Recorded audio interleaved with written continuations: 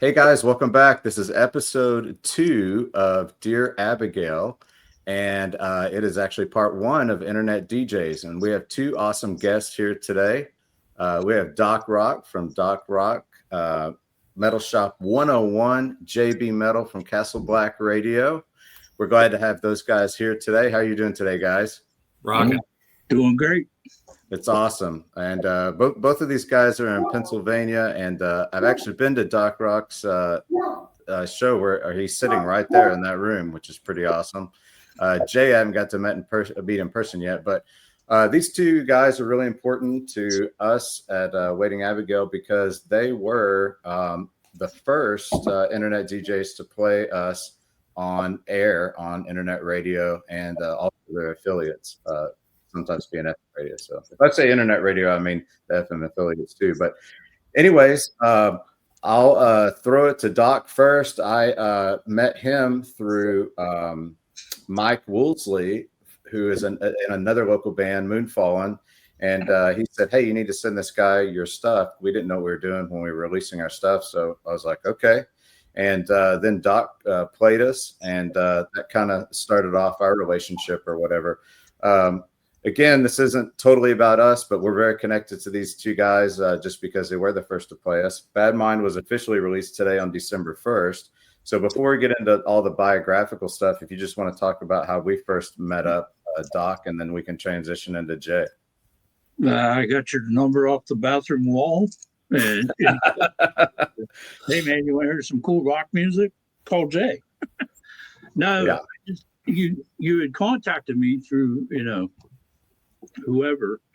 And as soon as I heard, and congratulations on a 1-year anniversary, by the way. But as soon as I heard Bad Mind, I was like, whoa, this band got something going on here.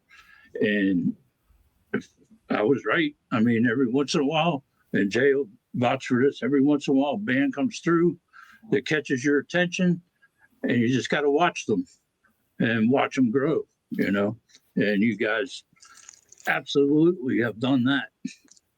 Well, that's really awesome. I actually have 2 reaction videos. You guys probably remember them from last year. I'm going to try to connect them to this. Abby hearing our music for the first time on your shows and hearing the voice lead in and stuff like that. And yeah, it was really special. I mean, that's the first time you hear that. It's like, whoa, that's us. And, it was very emotional. But so that was really cool, and basically started the internet stuff for us. So we really appreciate that. And Jay, you were saying that you were spying on Doc. Yeah, he's on many stations, but he's also on Castle Blakk Radio. His Monday show is on, and I'm never in chat, Doc, but I'm always listening.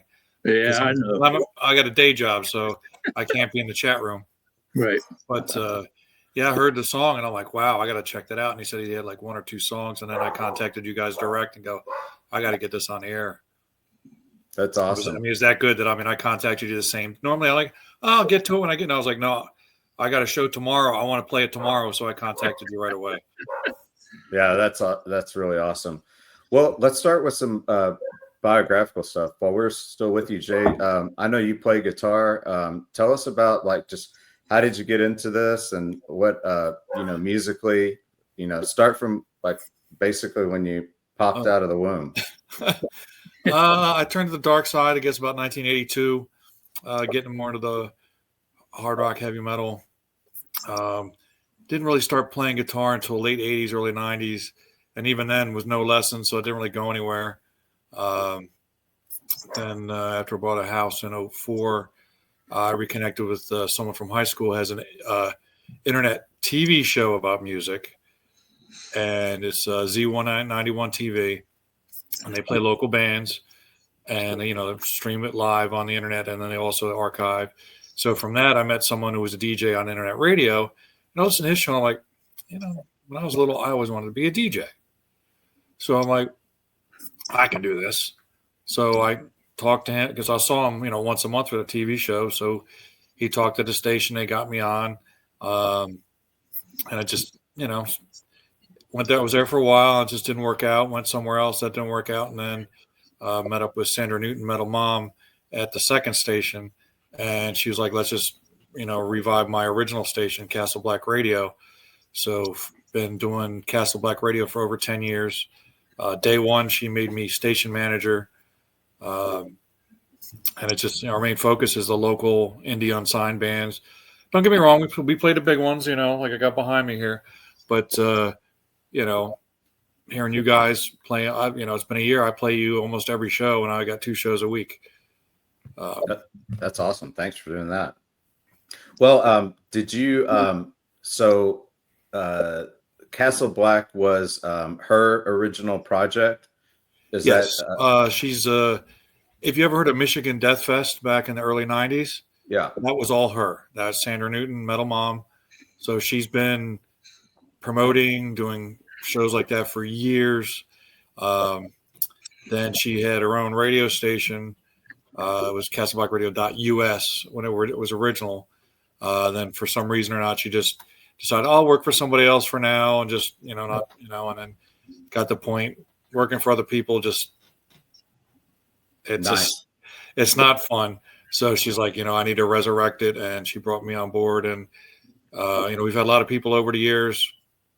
We've had DJs from the UK, Chile, Argentina, Canada. We had one from Australia. He was a dick. But I mean, it's internet radio is worldwide. So like, Right. Doc's on stations over in Europe, and he can fill you in on which ones and stuff. But it's just a great way to get the indie music out there to the world. sure. Some people, like, I didn't know there was internet radio until, I was introduced to it. And I still tell people what I do, and they're like, what's that? Yeah. Like, is it satellite radio? I'm like, no. Yeah. So, I honestly didn't know what it was really. I mean, either. I guess conceptually I did, but I'd never listened to or logged on to a streamer or whatever. But okay, well, that's awesome. Shout out to Metal Mom. I saw it on there, the website, and I thought she must be like she knows everybody. Yeah. So if you need to get a hold of someone, contact her. She probably has their phone number, personal email, and all that. That's awesome. Doc, how about you? I know a little bit about it personally, but share it with the listeners. Oh man, where do you want me to start? From birth. What are your earliest memories of being on the planet? Well, in a galaxy far, far away. I was pretty much raised around radio. My dad was a jock back in the 50s and stuff. Oh, wow. And so I was pretty much raised on radio. 2 big names that were DJs here in Pittsburgh was Mad Mike Metrovich and Porky Chadwick. And my dad used to take me down to their radio stations in the middle of the night, because they'd have these shows on in the middle of the night playing all this cool, oldies rock and roll stuff that you couldn't hear during prime time. So my dad would take me down there in the middle of the night, and they were kind of, I watched them guys, and my dad was a jock. I did my, I paid my dues to, doing clubs and weddings and all that stuff back in the early 90s. I did my first solo DJ gig when I was 16 for a wedding for somebody. And I've always loved music. I was raised around it. My dad was a big collector of, 45s and vinyl. So I was always around it. And I enjoyed music, and I enjoy, I lived the 80s hair metal days. I grew up in California back in the 80s, and I've always loved music, and I've always loved the underground, the underdog, because there's so much incredible talent that never gets heard, because radio is not like it used to be.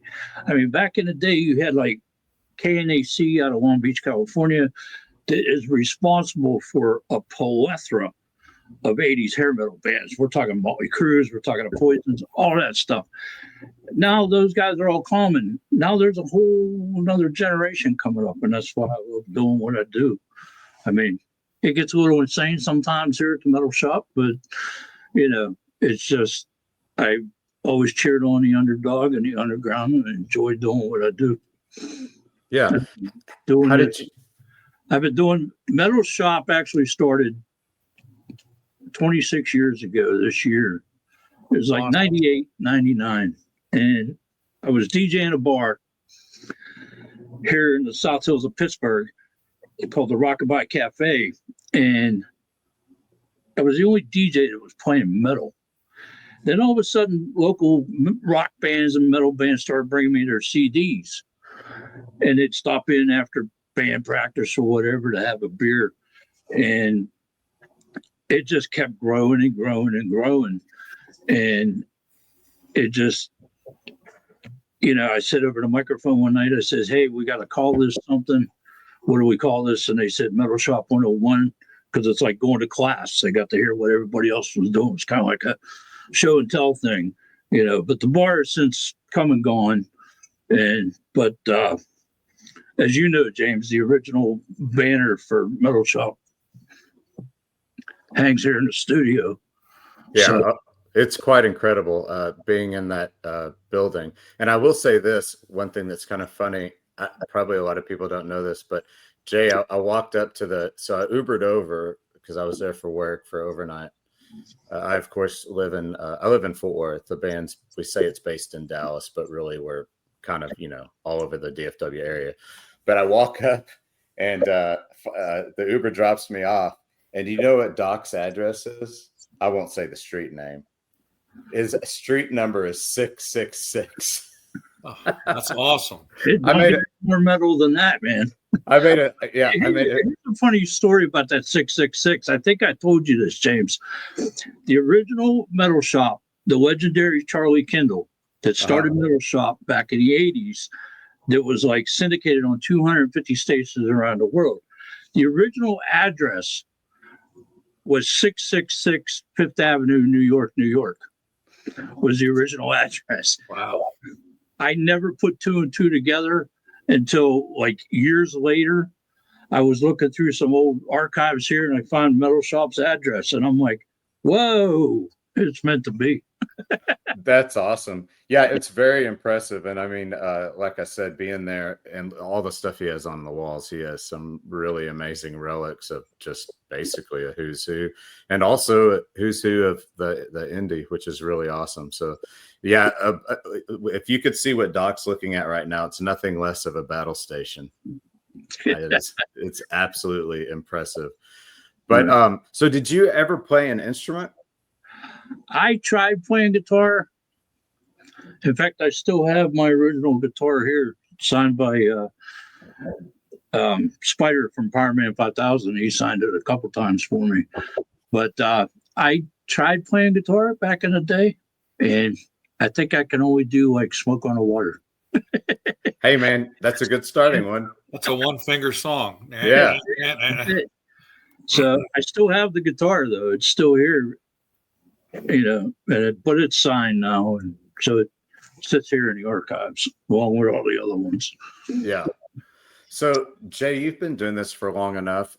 Tell us about the trends that you have seen just amongst internet radio, I guess, stations, also musically, but also the business. I did not realize the ecosystem that exists. And honestly, I still don't have a handle on who's with who, and who, who's independent, who's under certain umbrellas, and also who doesn't like who, and that kind of thing. I've learned a lot in a short period of time, but if you could just kind of talk about the evolution you've seen, not just musically, but I guess politically, without getting too. Like when I first started, I didn't know all the ads. I was like, I just want to play music.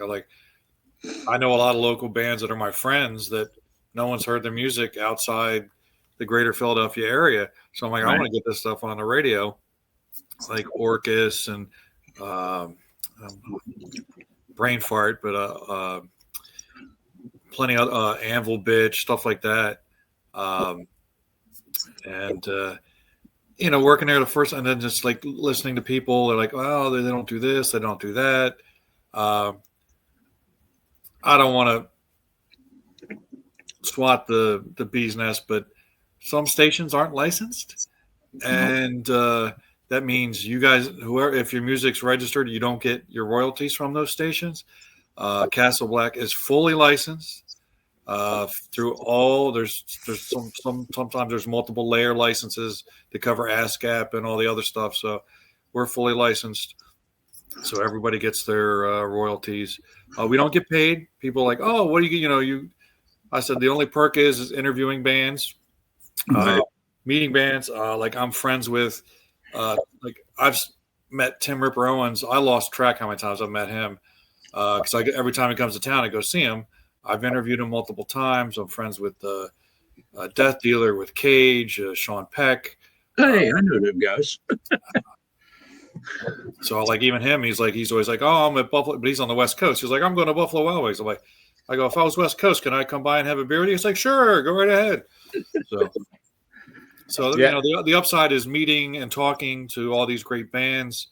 The back end is, the cost of, the website hosting, the licensing, stuff like that. People interview. They're like, oh, but what does it pay? I go, it doesn't. I do this for the love of, the love of music. So my little escape, couple hours a week, I come down to the man cave, and just play, some of my favorite songs. I do take requests if I have it, unless I'm doing a theme that's over here and you want something over there. I'm like, maybe I'll play it at the end. But you get some DJs that refuse to play requests. I'm like, you can't do that. So yeah. Doc, how about you? Trends. I know the latest thing is AI, but just go back to like kind of when you first started and doing this, and how's the landscape changed in terms of the. It's changed a lot over the past years. I mean, I actually just came back 3 years ago out of retirement because I had bands that were like, hey, Doc, we need you back, man. We need to get this stuff heard, blah, blah, blah. So I came back out of retirement to do this. I'd done it for years previous to that. And, life happens and stuff, but I was done. And I came back with 2 stations, music from the 412.com and Castle Blakk Radio. And, we're still there to this day, 3 years later, which is awesome. But things have changed so much because it's almost like, unless you're a diehard like myself or Jay or any DJ that's been around for a while, this is a whole nother ball game. A lot of people think, oh, I can just sit in mom's basement and play songs on a laptop and I'm done. There's so much more work involved that people don't realize. Number one, you got to stay dedicated. You have to stay dedicated. I am here 5 days a week, sometimes 8 days a week, working 3 of them behind the scenes. But you have to stay dedicated. I've seen a lot of the stations that were on, this guy's not doing his show today because he got a toenail, or a hangnail, or this one, got a hole in his pink fuzzy slippers, so he can't do a show. But you got to stay dedicated. I mean, I was sick here the past few weeks. I've been sick. I took 1 day off because I was so bad I couldn't even talk. But I came in here every day and did my show. And you have to stay dedicated because the bands rely on you, And now with AI music, it's getting tough. I've had a couple bands try to pawn off AI music. And luckily I found a program that if you run their song through it, if I suspect it, I'll run it through. And it'll tell you if it's human or AI. And I just put it right in a garbage pile. Yeah. Because to me, being an AI artist, that's not being an artist. There's no human connection. You're typing a bunch of words into a computer program like Suno or whatever, and it's spitting out a song for you.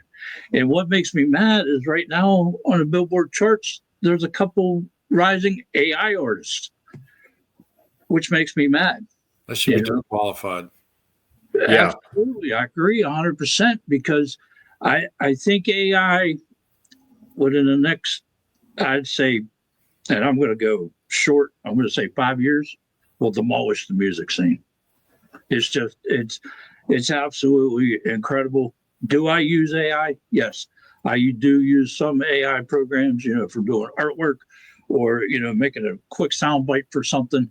But that is it. I'm not writing songs and putting them out there on Spotify going, hey, look at me. I wrote this song. No, you didn't. A computer did. Yeah. I think generation relies way too much on technology anymore. Yeah.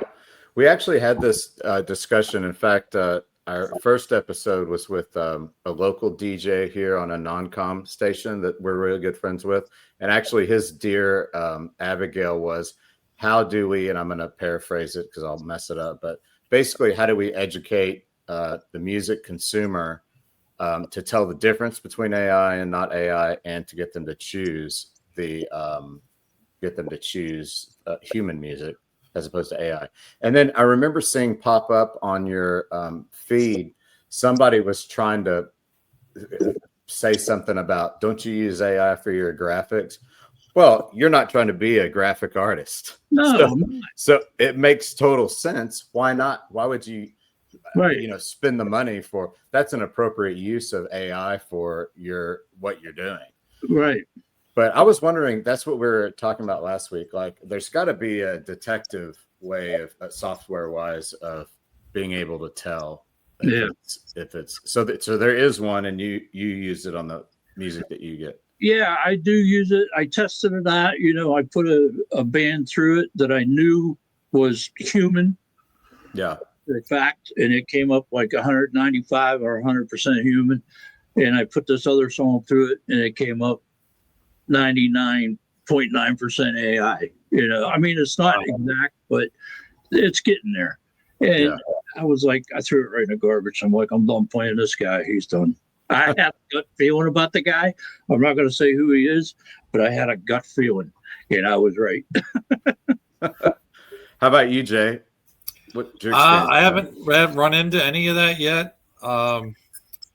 I don't really use AI for anything at the moment. I mean, we have a person do our graphics for us. He's actually a graphic designer. I don't know if he uses any AI or not. I don't know if he just uses Photoshop. I know I'm going to, download something one day and be like, oh, crap. Just sometimes you get so much stuff, I just put it in the library, and sometimes I just don't get to it. So there might be some in there that I'm not aware of. Yeah. To the Spotify subject, I mean, I know, so we kind of we didn't avoid it. We just didn't play the Spotify game for a while. Right. Until we realized by some people that were consulting us that it's such a double-edged sword, because it's almost a necessity. I mean, we could totally go old school and say, who cares? And that's kind of how we started out.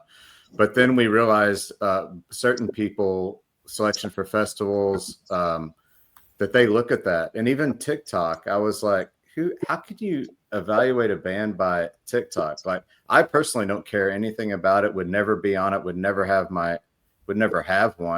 But it's almost like it's a necessary evil. And being away from the band scene, because you guys know our story, like the reason that we kind of work is because three of us were in bands a long time ago together, and so it's easy to kind of modularly plug in these other players. But like, I can't even imagine, like, I didn't even have a Facebook before I started this band. I didn't need it. It's the only reason I'm still on there is promoting music and radio. Yeah.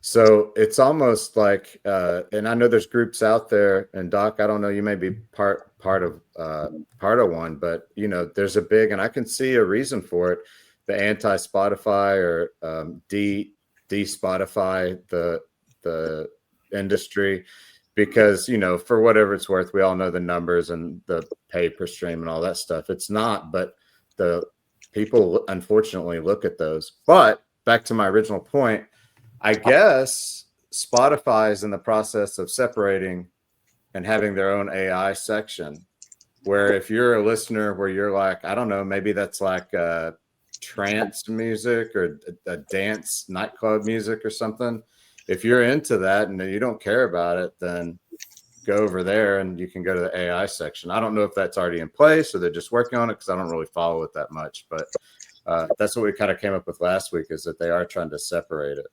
Yeah. I don't use any streaming services because the way they treat the artists, for one. Absolutely. Two, this was, I'm trying to think how long ago this was, about 8-9 years ago. Spotify renegotiated what they pay in royalties. So for a while there, they were paying the least.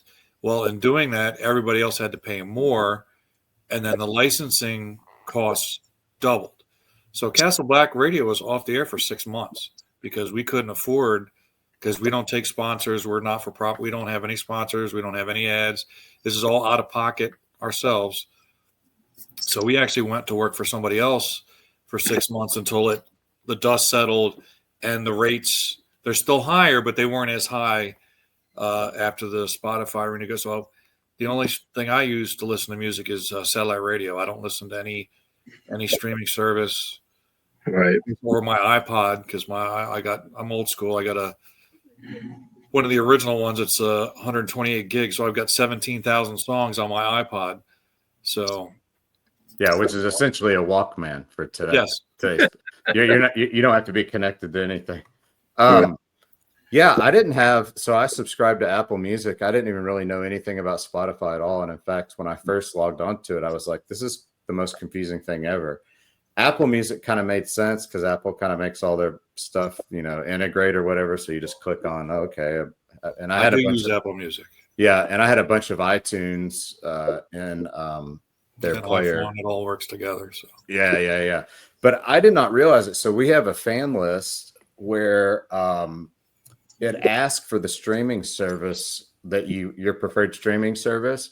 And I will tell you that now it's only like a 2,000 person sample. Both of you guys are on our fan list, so but it asks for your streaming service, and I was surprised. I thought that Apple would be way up there. It's not. Spotify is by far out of our 2,000 sample, we probably have, these are just rough numbers, but I would say that almost 1,000 of it's Spotify. There's a lot of YouTube. The next would be Apple at maybe a 300 or something. And then like some of the other ones that are less common. Well, Amazon is below Apple. And then there would be like Tidal and Deezer and some of the other ones that I don't know anything about. But I was shocked. I thought it was going to be Apple Music, but that just shows like how, I'm just assuming other people like me, they're walking around with their iPhones and they're doing that. But Spotify, unless you pay for the service, it doesn't really play what you push play on. Right. And then it scrambles up. You're like, oh, I'll make a playlist and whatever. I don't mean to turn it into a Spotify bashing session because obviously, everybody has their feelings about it. And for us, it became a necessary evil. But yeah, if it works for, someone, that's fine. I'm just, I just got a bad taste in my mouth from that stuff. So I find other ways to listen. Right. Well, that's the thing too. Like us being DJs, you cannot use Spotify to stream music on your radio stream. It blocks you. It blocks you from doing that. The licensing doesn't cover that. You're not allowed to do it, but yet bands keep sending Spotify links. I'm like, I can't use this. Well, and I understand why they're doing it because they want the clicks. Yeah. I get that. But licensing with Spotify, you cannot use it to stream on a radio show, whether it be internet or terrestrial. You cannot do that. It's highly illegal. Yeah. All right. What do you guys, where do you guys see internet radio going? Obviously, I don't know how many people listen to the local radio stations in their places, but it seems like internet radio is the way of the future. I would hope so. My local rock station out of Philadelphia has changed to sports talk radio. So, our oldie station here is now playing 80s hair metal. So, the WOGL. I hear like Whitesnake, Rat, and Van Halen on there. Yeah. Is it kind of the same songs? Oh, Yeah, pretty much. Yeah. Same playlist. as usual, 3 or 4 songs from the band, and that's all they play. Yeah. We got really excited about the Eagle coming back to Dallas Fort Worth. They've been gone for a long time, and 97. Eagle 97's Headbangers Heaven. Yeah, I My mean, dad used to live in Dallas. yeah, it was great stuff. It was like the go-to station for rockers, and the same thing happened. And I don't know anybody there, and don't mean to talk trash about anybody, but everybody says it's the same thing. It's true. You turn it on, and you will hear some Metallica, you will hear some AC/DC. The music they play is great, but it literally is the same. Right. The same music. Speaking of older stations coming back, KNAC, the Knack just came back. They're back on FM again, and the whole world went nuts. I saw some stuff on that. So they're based in California? Is it SoCal? Yeah, they're based out of California. They're broadcast. I don't know what the call numbers are, but they're on the FM side again, and everybody went absolutely crazy, which is great because the Knack was a foundation back in the day, and they're bringing it back, and they're playing some of the newer underground bands, which is what the Knack was known for, was the underground music. Yeah, you see tons of old band photos where the bands are wearing a KNAC shirt. Right, absolutely. I remember that station. I mean, there was KNAC, there was KMET 94.7 and KOS 95.5 out in California. And those were the stations. Yeah. I bet your dad, Jay. So I just saw a post about Z-Rock 95.5. I think it was here in Dallas. They brought that. Maybe it's an anniversary or something, but that was another rocking station here in Dallas. Oh, see, this is back in the 80s. It was Eagle 97. There was two, because they both had their hard rock heavy metal programs overlapped. So you'd start with one and then switch over to the other one. Yeah. So it's Eagle 97 and Q102 was the other one. Q102, yeah, 102.1, yeah. And I heard on there that the tape ran out, so I don't have proof. They played a 15-minute version of Iron Maiden, Rime of the Ancient Mariner before the album came out. So it was a promo 12-inch. To this day, I have not been able to find a physical copy of it. Oh, wow. Isn't that funny? I can imagine, like, Abby wouldn't even understand it, but you remember having your blank cassette ready, and you're like, all right, I got the best cassette. You open it up, you put it in there. I remember I did the Eagle was doing a Bon Jovi live deal, and I almost think it was live in New Jersey. They're playing it, and they were pretty big. I was in high school, and I remember like having my tape ready, and I was ready to push recording it, and then that was just those were the days, or I guess those were some of the days. Yeah, like King Biscuit Flower Hour, or what was the other one? I know I still got some tapes here somewhere of that stuff in the closet. Yeah. But the question is, do you have a tape player? I do. I still have my full rack system over here. Nice. That's I've awesome. upgraded the speakers to Bose speakers, so they're only this big instead of those gigantic ones from the 70s. But no, I still have a full rack. I got 3 turntables, so when one doesn't work, I can swap it out and put another one on. That's awesome. Yeah. Doc, you got some vintage gear too, right? That you're still running? Yeah, a little bit. I got a couple turntables yet, and some old school CD players and stuff like that. I think there's a cassette player around here somewhere. I still got all my cassettes. I never got rid of them. I still got Charlie Kendall's Metal Shop from when you were talking about putting a cassette in and recording it. I would record that show every Sunday night when it was on. And I still have cassettes for it. Yeah. Okay, let's transition real quick to your local scenes. Feel free to mention names, venues, places, plug anybody you want. But Jay, let's start with you. What's going on in the local scene there where you're at? Well, one of my favorite places isn't there anymore, the Chameleon Club. That's in Lancaster. There's another club or two that replaced, but I'm just drawing a blank. Mickey's Black Box in Lititz. I saw Overkill there. Tiny place, but it's great. It's out in the middle. It's out in like farm country. You got the Reverb in Reading. To go back to what you were talking about earlier, a local band that I'm friends with said they were third on the bill instead of fifth on the bill because of their Facebook likes at the Reverb. There you go. But they were more popular in the area because they were more local, but they didn't get a better spot because they didn't have as many likes as in one of the other bands. See, now to me, that's wrong. Yes. That's I was like, how many tickets did they sell? Yeah. They sold more tickets than the other band, but the other band had more Facebook likes. I'm not bashing the club. I love the Reverb. Yeah. I've seen that they got, the outdoor part. I've seen many bands there. A lot of, they let a lot of local bands, add on to the show to, fill in time and space. And it's downtown Reading, and it's not that far. We got all the venues down in Philly, Underground Arts, the Troc closed. I want the Troc back. That was one of the best places to see a show. Got the Fillmore. That's where they filmed the King Diamond DVD. And if you look carefully, I'm on there. That's why I'm wearing this. So you'll see me on the DVD with the face paint on, mind you. I've only gone to 3 King Diamond concerts without makeup. So I've been going awesome. Since Abigail tour, and I saw him twice on Abigail tour. He played outside of Philly, and I went to both, painted up. Yeah. I met Mickey D at one of them because I was painted up. So well, that's funny. Both of you guys already know that, but for anybody that's in our audience, Abigail is actually named after that album because her mom was a metalhead, which is funny because she always says that she was a rebel because she didn't do rock and roll for a long time. She was really pop. Yeah. And she didn't tell us that until like maybe our third rehearsal together. And like, it was kind of a record scratch moment because we were like, wait, what?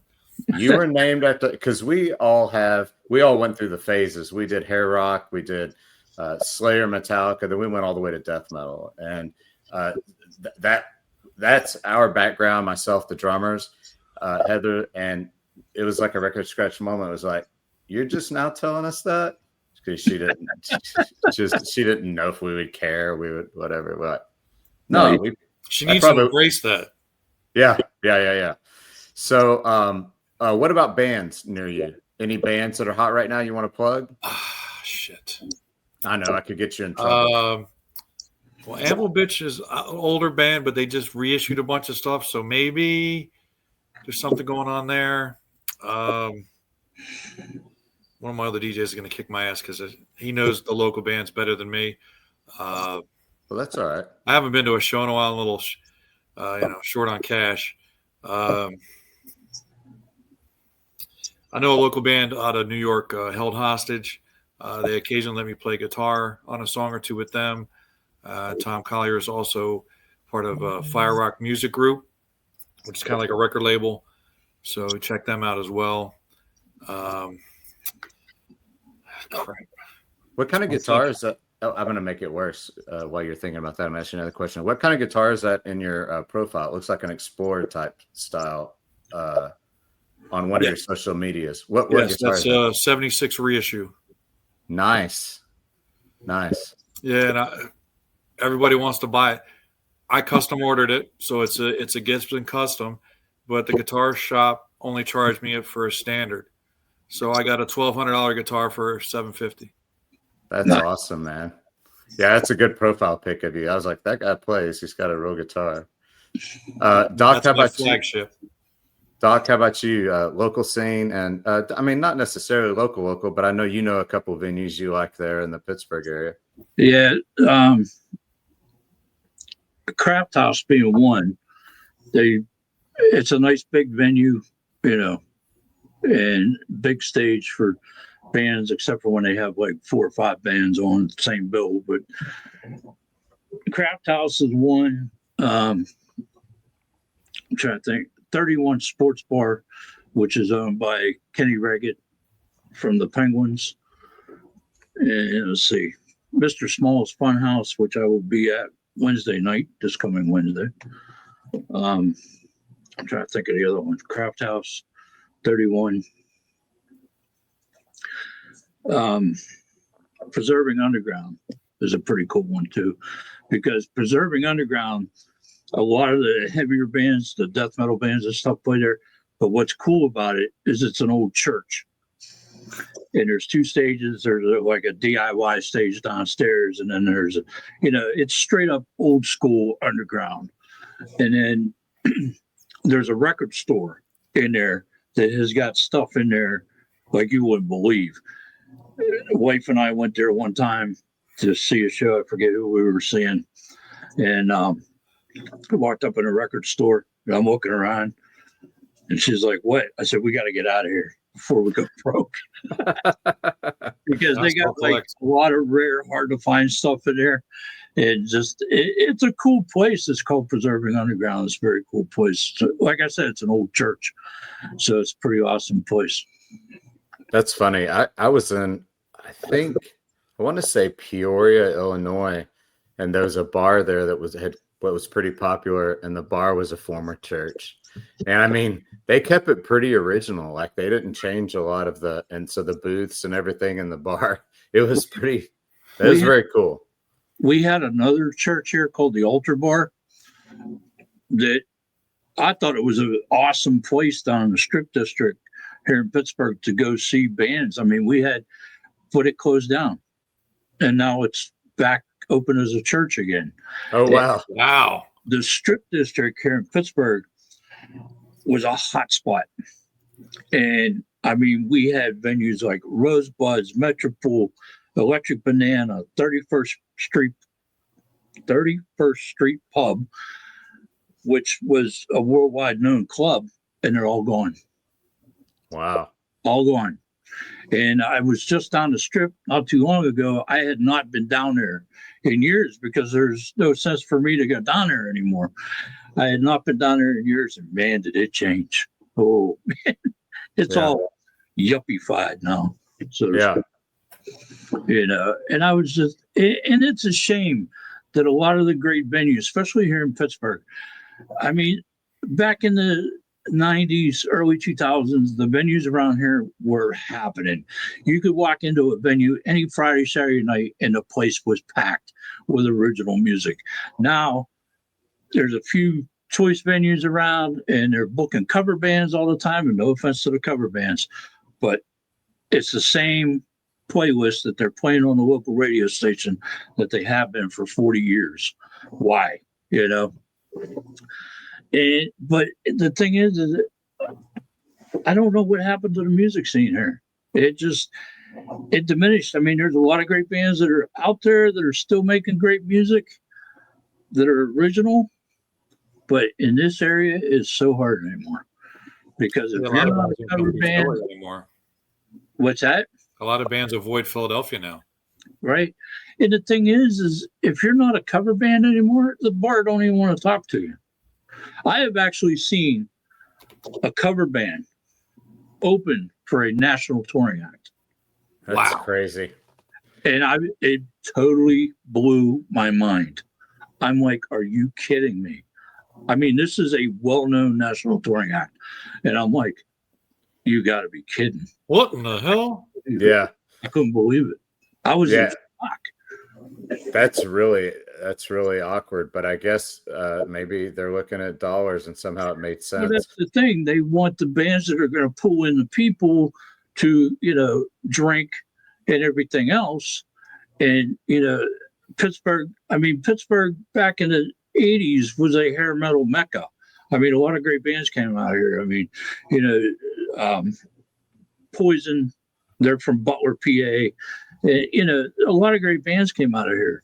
And in fact, my brother-in-law was in one of the big bands here in the 80s. And it just, I don't know, man. It's crazy. Yeah. How much people, and you can tune in and listen to them bands every day of the week, Monday through Friday on the same old radio station, So on a quest to kind of figure out why that is the case, because it's the same around Dallas. I will say there's a lot of support for original music, but some of the really nice sports bars and places like that, and they have decent stage build outs. They do have, and I mean, the bands that are playing, the cover bands, they're damn good at what they're doing.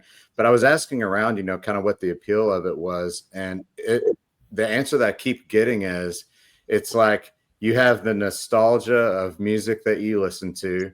You can sing along the songs that you know, and you don't have to pay $200 for a ticket. Right. And Well, and I you know, wouldn't pay $200 for a ticket. I'll tell you that well, right now. yeah, or even 75 or 100 if you got some kind of deal on it. And my response is I'm not out there trying to change the world, so I wasn't going to waste too much time with the people and their friends anyway. So I was just kind of collecting data. But I thought, because some of my friends and I, we go to a Pete's Dueling Piano Bar, which is downtown. And it's kind of the same thing. It's two dudes or a dude and a girl, and there's two pianos facing each other, and they're playing.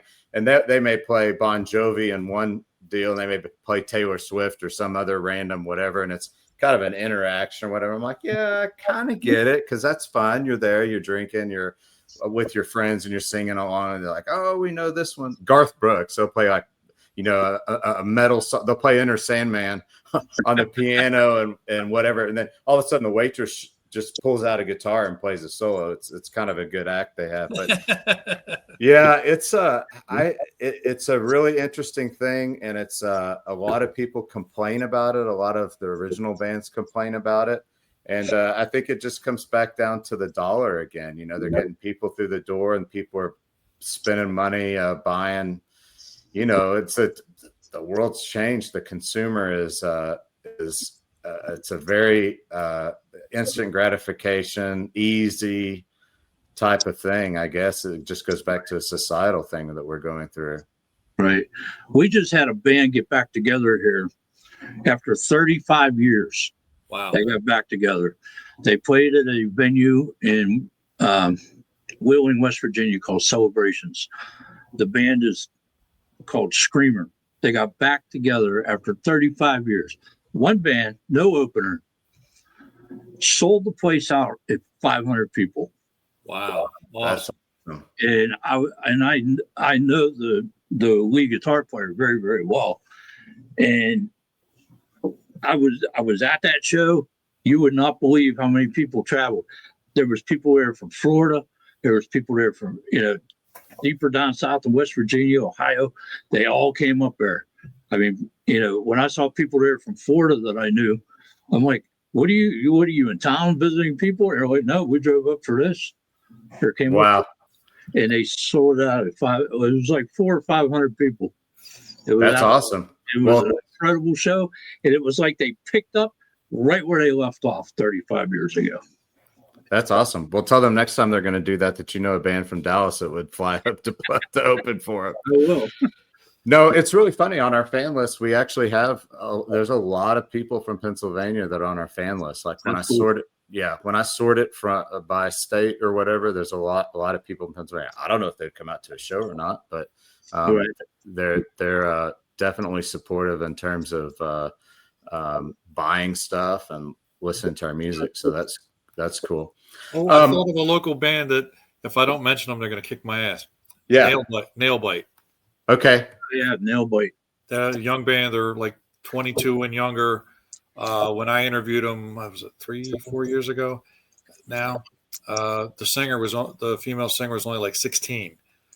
So it's awesome to see kids. Like, it seems like there's a movement. It doesn't seem like it's huge or it's taken over, but there's definitely kids. Maybe Doc, you and I talked about this. There's kids that are hearing rock and roll for the first time, or really engaging with, some of the classics that we listen to. And it's a totally new sound to them because all they've heard is, synthesizers and pop and electronic music. And it'd be nice to get that really rolling down the hill and snowballing, because it's a different thing altogether to those guys and girls. Yeah, Nail Bite's making some waves. Yes. They've played some big festivals, right, down in North Carolina, I think Ohio and Michigan. Yeah, in fact, I think I first heard them on one of your shows, and I started, following them on Facebook, and I, check in every once in a while, see what's going on when I get them. That's awesome. And the downside of knowing of bands that well, they told me something that they're not going to probably announce for another 6 months. Oh, wow. And it's like, oh. Well, So you guys, I'm going to kind of wrap. There's two other things I want to talk about. I want to talk about, well, kind of you guys will probably be a little bit modest about it, but I'm going to end with how bands get music to you and how important it is that bands actually do it, because I didn't know.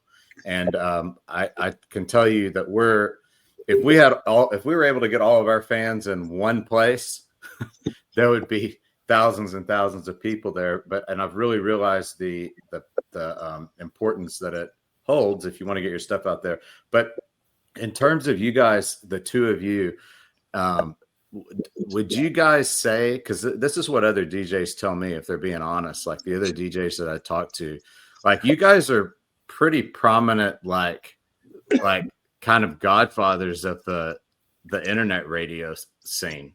Like the other, who can you think of guys that are like bigger or more? I mean, I'm talking old school. I'm not talking like that are funded and supported ridiculously, but like, who do you guys look up to? Is there anybody? I just look up to Sandra Newton, the owner. Yeah. All that she's done for the business for decades. Right. Yeah. I mean, I look up to some of the old school DJs, I mean, Metal Mom. I mean, she's definitely a prominent person in the business. Like guys like Charlie Kendall from Metal Shop, he's back. His son talked him out of retirement, so he's back doing the Metal Shop show again. Just guys like that. The old school. That's the thing. The thing is a lot of these DJs, some of these DJs, especially these younger kids, they think that it's all fun and games on how they cut up on a show or their language on a show and stuff like that. And the one thing I learned a long, long time ago, you never know who's listening. There's no way to tell. You don't know. That's why I keep my show, pretty clean and, professional about it, because you never know who's listening. It could be a record label that wants to do some work with you. It could be this promoter that wants to, do a show with you or whatever. But you got, some of these guys think it's all fun and games to cut up and joke about this or get X-rated about that on the air. And you can't do that, man. You can't do that. And I mean, I'm sure you agree with me, right, Jay? I mean, I play some clips every now and then, but it's just a short clip and I move on. I rarely curse because, Metal Mom has a standing will say, you can swear, but if you start swearing like a sailor, she's going to. But I mean, playing a clip from something, that's one thing, but you never play some dirty songs every now and then, but I'll play it once in a blue moon. Right. Like example, there's a local band, Dick Vomit. So what's it for? Dick Vomit. Oh man. But they're great musicians, but all their songs are either parodies of songs or they're just silly. Right. But the music is good. Right. So I met them. That was 06, I think I met them, and 16. And I've been friends with them ever since. I haven't seen them in a while, but I mean, if we have time, I got a cool story about that show. But yeah, we got time. Go for it. I was going to see, it's a venue that's gone. It was Jabberjaws in Allentown. I was going to see Unleash the Archers, one of my favorite independent. They're on a major label now, but at the time they weren't. And I've, contacted them ahead of time. Hey, can I do an in-person interview? And they're like, oh, no problem. And I'm finishing up the interview. This is before the show. And I'm like, if I have more questions, can I ask some more questions tomorrow? And I go, what do you mean? They go, we're playing Delaware tomorrow. I go, yeah, I'm coming to see you in Delaware tomorrow too. Because they're playing Friday in Pennsylvania, Saturday. I go, they're like, where do you live? I go, my house is smack dab in the middle between these two venues. It's about an hour to here and an hour to there. I'm halfway home. It's about 2:30 in the morning. Grant the guitar player texts me and goes, the promoter didn't give us our hotel room. There's a reason, but that's a long story. Didn't give us a hotel room. Can we crash at your place? And I'm like, how do I talk my wife into this? My brother-in-law's with me. He goes, I'll handle her. Just tell him yes. So I get home, do the flight of the Bumblebee, and told her, in about an hour, there's going to be 6 more people showing up. And she's like, what? I said, don't worry about it. Sure enough, their little bus pulled up out front, and they say, I got a picture of them standing on my front porch because no one would believe me. Right. So they stayed. It was great. They left the place cleaner than they found it. I'm still in touch with them to this day. I have, their phone numbers and personal emails. I don't abuse it like once, twice a year. Hey, how's everything going? That kind of thing. But no, it's just, one of my favorite bands I'm like good friends with now. So it's cool. That's very cool. That's awesome. Doc? What's that? I don't even remember what the question was. Oh, I was just saying basically, like, it seems like the DJs that we interviewed with that were well established, a lot of them paid homage to you guys, and like they're like, oh yeah, they're the right now they're the. I'm glad to hear it. Yeah, me too. Yeah, that's pretty awesome. Another long story, but yeah. Let's see. Okay, so Doc, how important is it, do you think, for a new band, like right out of the gate, how important do you think it is for them to get their music out? Maybe they're like us, they were a Dallas band. Why would I be sending whatever? I need to get people indoors here in Dallas, Fort Worth. Why should I send my music to these places all over the country? I mean, right now, with the internet the way it is and technology the way it is, sending a band's music in is a great way to get it heard. Whether you're playing it on your radio show that you do every day, or even streaming it, getting it to. And I don't like streaming platforms, but it's a way to get your music heard. Because so many people are going towards the streaming platforms anymore. But I mean, it's important to get the music out there, because what I've noticed is bands do not promote like they used to, and like I said earlier, this generation relies too much on technology, and I get it. I understand it, but you still have to promote old school. Yeah. If you're doing a show, get a flyer to that venue. Put flyers in the local record stores. Put them everywhere. And I still have a few bands here in Pittsburgh that do that. There's still a few that I work with that do that. In fact, I just saw a flyer for an upcoming show that a bunch of band members got together as a tribute to Ozzy. It's coming up, I think, December 18th. And I was driving by a coffee shop here by the studio, and there's a flyer in the window. And I was like, yes. Yeah. But you got to get out there and you got to promote. I just had a band that I've been playing on here lately. I'm an old school thrash person. Band coming out of Canada called Wodos or Voodoo, something like that. I've heard of them, but I'm not familiar with them. Yeah. They sent me a package in the mail. And I thought it was so cool because I got so excited. They sent me a patch for the Metal Shop 101 battle jacket. And then they sent me a sticker, a guitar pick. And down on the bottom of the envelope, it was the coolest thing. And I got so excited. The wife went, like, what are you so excited for? Back in the day, bands would have their logo and stuff on matchbooks. Oh, yeah. Back in the day, it was a way of promotion. I was so excited when I saw that. I was like, you got to be kidding me. They're still doing that. And I just thought, because, I mean, you can't smoke in the clubs anymore. You can't do that. But it was a cool way to promote your band, Yeah. And it's illegal to mail that, by the way. I know. Do you think they check that box? I just thought that was like the coolest thing that they sent that. Yeah, no, that's really awesome. In fact, it's probably going to end up in a frame here on the studio. Yeah, but from years ago, local band, Mach 22. I got their matchbook. Yeah. And I save all that stuff. Right. So do I. And the thing is that you have to get out there and promote. You can't rely on making a cool, flyer and posting on Facebook and 500 people like it, but 20 people show up at your show. Those numbers are accurate. 500 people liked it on Facebook. Who cares? Did you promote it? There's a lot of fake likes out there. Right. Yeah.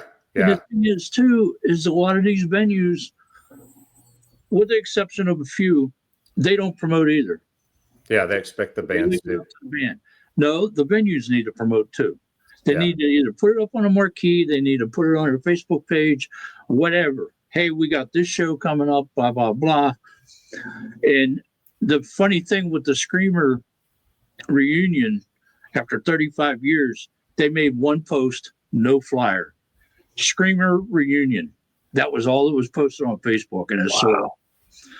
And it just, but the thing is you got to get out there. You got to do the footwork. You can't rely totally on technology. You just can't.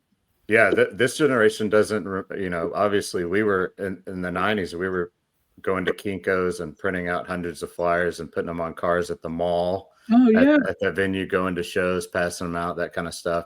And we still try to do that for some of our local shows. We'll go like a week before. But even, if you're a band and you're playing a show and you got a show coming up in 2 weeks, make up a bunch of little handbills, pass them out to the people that are there. Hey, man, I got another show coming up.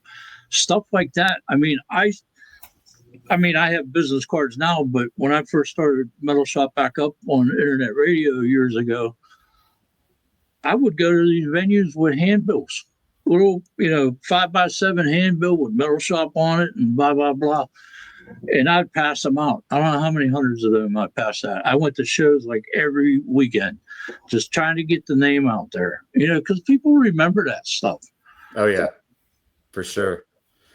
Jay, how about you? Same stuff, like get the music out. You want to get the music out there. There's some bands I just, gravitate towards.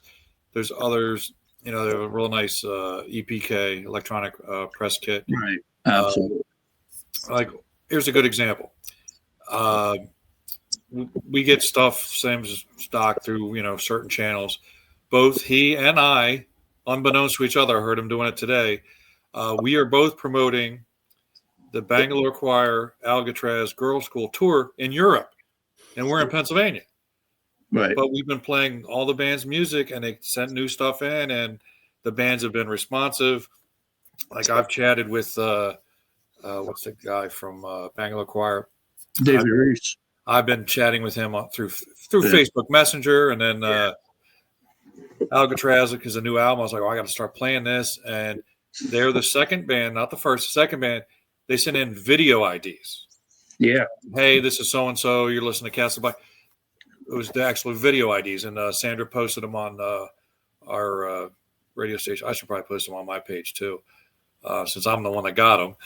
But if I get any band that responds to my post or tag, like, I got them on the hook. Hey, can you do a station ID? Right. Most of them will say they will. Some you don't hear back.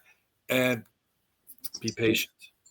Yeah. Because I've waited 10 months to get one time where they said they were going to do it. I asked for it in September. I think I got it in May. I mean, it was, and it was from the band Trouble out of Chicago. I'm like, oh my God. I'm like, I can't believe it, Right. But I got it. So, yeah.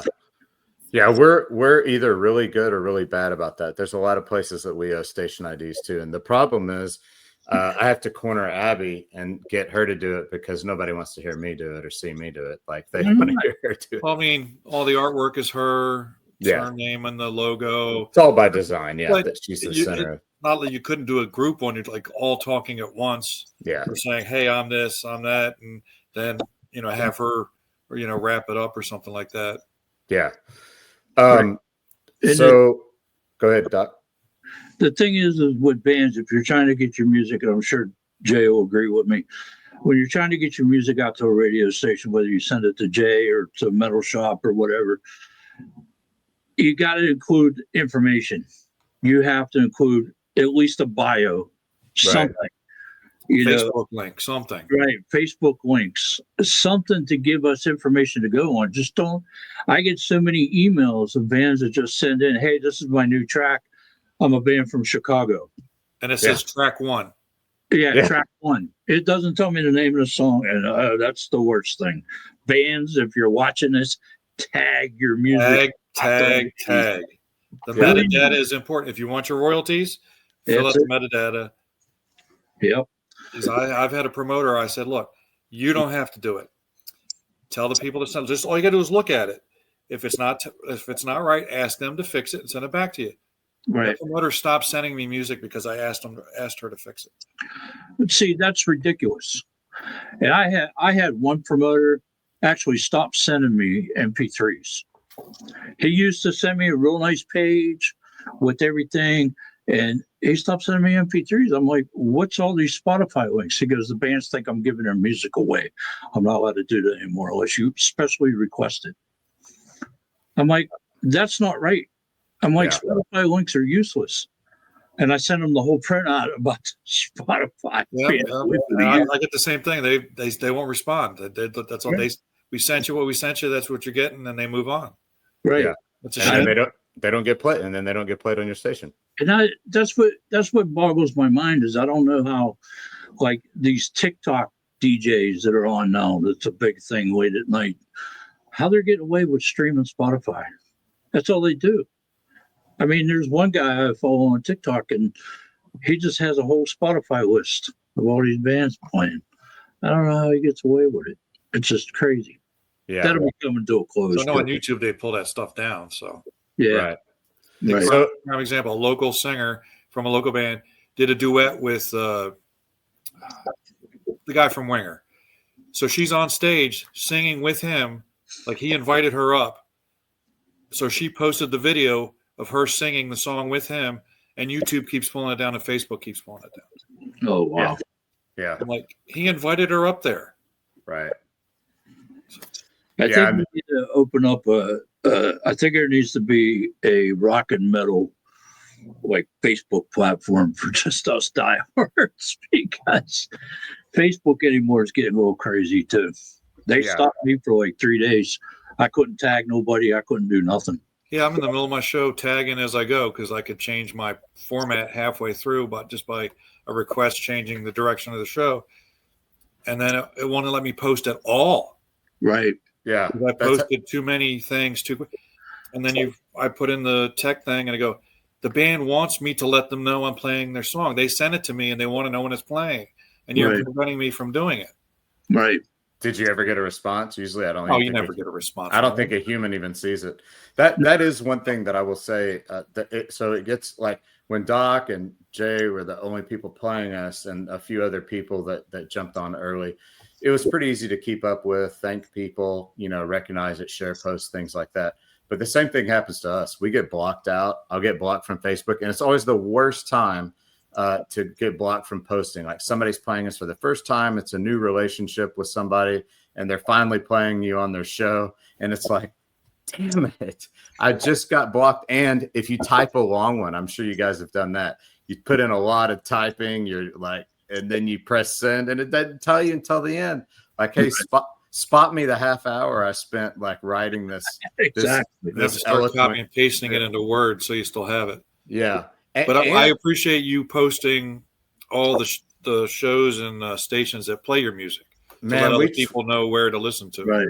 We try, but I tell you, it's not maybe 70% is what we're able to get up there. And then, but yeah, it gets to the point where it's a good problem to have, right? Because, okay, enough people are playing our stuff that we're overwhelmed by it. We can't like hire somebody to do it because then you don't have, I mean, I don't know. I wouldn't trust somebody to do it right. But going back to the Facebook thing specifically, it's frustrating to have a business account. Like I signed up for the Meta Business. I have a Meta Business account, but you're going to block me from tagging people that, or limit my post because so now I can't post because I was commenting on other people's. So the comments and the tagging, it's all related. There's a combination that they use. I don't know what the number is, but they just decide, nope, you're done. Because my DJ page is a Meta Business page, and even if I switch over to my personal page, it blocks them both.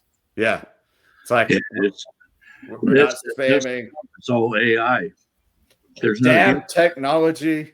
Here comes the Terminator. Yeah.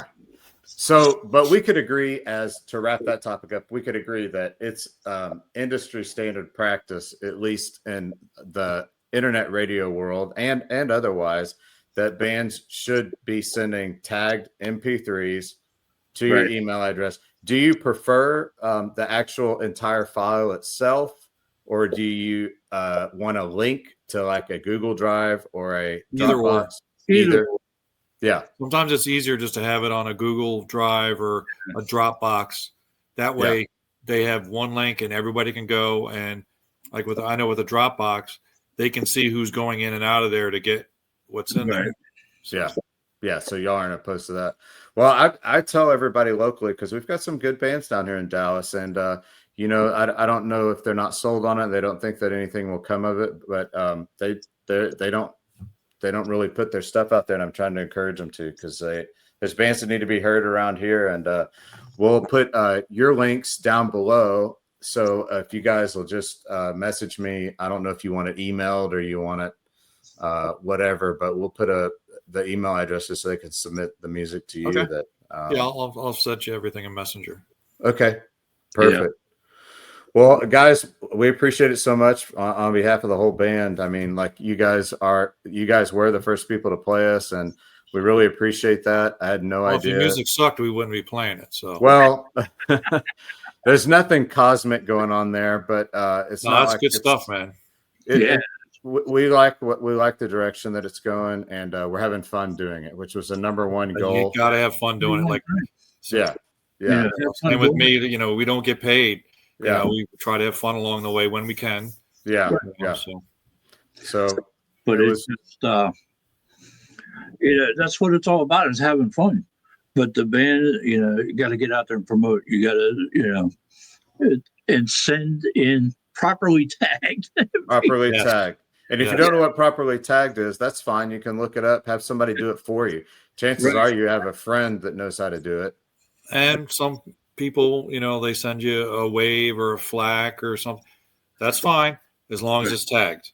Right. We can throw in a converter, but a wave file, if it's not tagged before you convert it, there's nothing you can do with it. Right. Exactly. All right. Well, I think that we have solved some of the problems of the world tonight. Not all of them. Only hope. So if everybody just watches and listens to this, then they'll at least have a good start on saving the world. All right. Well, I want to thank you guys so much. Jay, it's great to see you as always. Thanks for playing our music. Dot, great to see you. You too. And we'll see you both again soon, hopefully in person in 2026 somehow. Yeah. Cool. All right, guys.